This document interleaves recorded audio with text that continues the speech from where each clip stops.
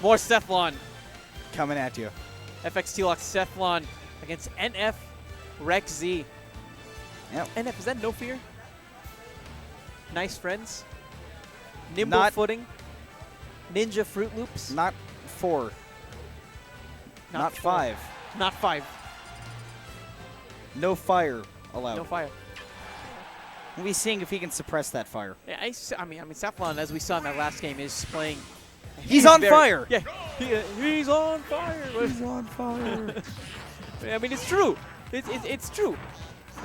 And you know, obviously with Sethlon playing a character like Roy, he likes being able to use these like safe pokes and prods, kind of zone you out with the range that the character has. But Pikachu is so good at breaking down those zones. I mean, that quick attack is arguably one of the best zone breaking tools in the game. Yeah, however, ReQzee's going to have to be careful to not overuse it, because if Sethlon's already shielding, that can be a forward smash out of shield. And beyond that, if he gets pickups on the tendencies or patterns where ReQzee comes in with the quick attack, he can just throw out an aerial and beat it out pretty consistently.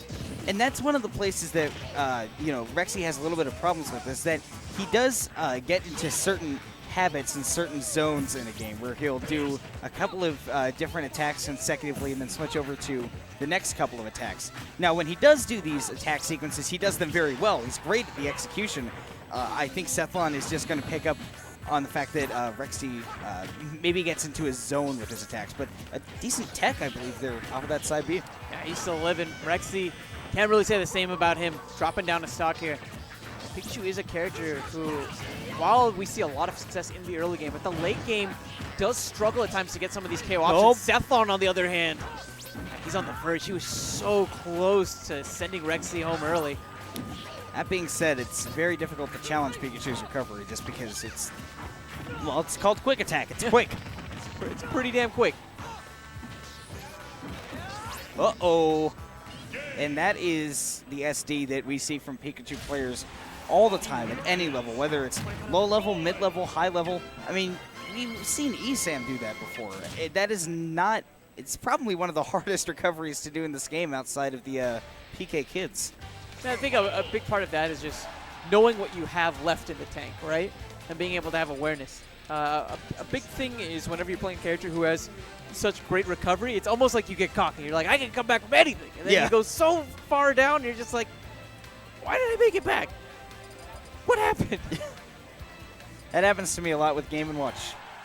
And it especially happens to me where I'm like, they can't challenge me off stage. I have the best up B in the game. And then I die, and I say, oh, what? What? Feels bad, man. Feels real bad.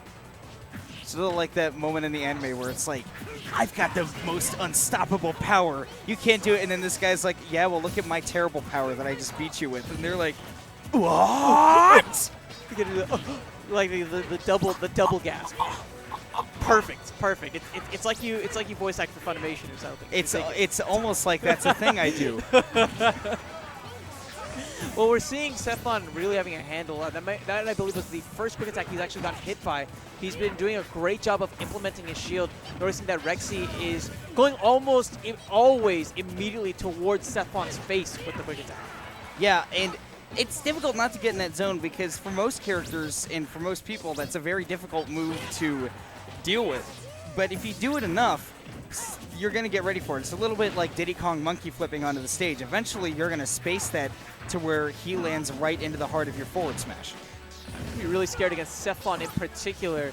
He's been working on a lot of these out-of-shield option selects. I don't know if that might have been one right there, the out-of-shield grab option select. So when he had Sethlon off stage, it's going to be too low. When he had Sethlon off stage, I kind of wanted to see him cover Sethlon's recovery with a Thunder off stage.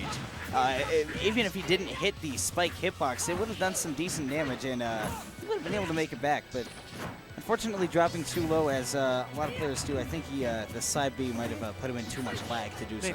Maybe. It also looks like he didn't get the second quick attack. Looked like he only got one. I think it was the angle that he was trying to do it at, and it would have just sent him into the stage. So ReQzee, he's getting in on Sethlon a little bit, getting in a few hits, but it's the fact that whenever Sethlon gets one hit, he gets 2 or 3 more off of it. And ReQzee's just been kind of nibbling at Sethlon here, getting, you know, quick attacks to an up air. And this is one thing that you're going to see from ReQzee is that when he gets to these kill percents and he's, you know, not finding these confirms that he wants, he will resort to some smash attacks that he'll throw out. But a good catch right there. Yeah, very good catching Sethlon with the up smash and taking the stock. It's great to see that it didn't take him all that much time. Sethlon, he's coming in close, but at the same time, he has to respect Pikachu's very formidable early game punish. Yes, of course, with the up tilts, down throws, and whatnot. Ooh. It's 2 for flinching. Sethlon on the verge of getting this 2-0. One more good hit should do it, especially if ReQzee is going to be backed into the corner. I think Sethlon might, as long as he feels comfortable in the neutral, might just keep going for that reliable damage that he can put up with a few chip hits here and there, and then go for that up B kill, which without rage, probably pretty far off. I think it might be a forward air kill before that. ReQzee messing up that recovery, and that'll be it. Sethlon. I mean, that's just brutal. I feel like I ran out of fingers to count how many errors on recovery he had in that set. And again, that's one of the most difficult recoveries in the game. I mean, if you remember the excellent player from MDVA, I think it was, Alan? There's a Pikachu player in MDVA. I'm not sure if he plays Pikachu anymore. But he would consistently, you know, place, you know, he'd be one of the final 8, final 4 players on the winner's side of the bracket at Xanadu's. But he would always fall a little short because it seemed that every other game he would just not quite get Pikachu's recovery right. It's a very difficult recovery, and I don't blame him for SDing as much as he did. Yeah, man, you just, especially like when the pressure's on, it seems so simple, right, to do in your room. But when like the pressure's on, it's just like, oh, jeez. Yeah. Well, I mean, believe you me, I know I'm a Falcon player. I mean, I know how to do that extended dash dance stuff, but once you try to put that into a match, you got to do the dash dances and also deal with projectiles flying at you from everywhere. And you know, oh god, my opponent's 2 feet from my face. I better shield.